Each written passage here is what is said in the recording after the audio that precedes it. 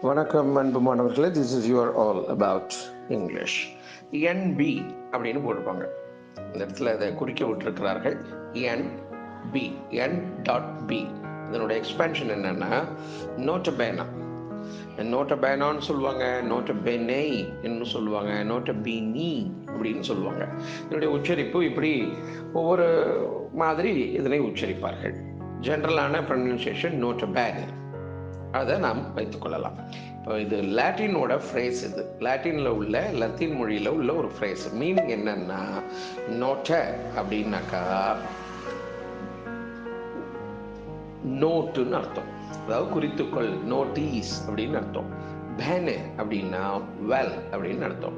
அப்போ notice well, note well, notice it well, நன்கு பார். தமிழில் அதை பின் குறிப்பு அப்படின்னு அதை சொல்லுவாங்க.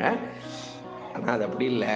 நோட்டபேனா அப்படின்னா நோட் வெல், இதை கொஞ்சம் குறிச்சிக்கங்க, கருத்தில் எடுத்துக்கொள்வதற்காக அப்படின்னு அதனுடைய அர்த்தம். N B, nota bene, meaning Latin phrase, meaning note well.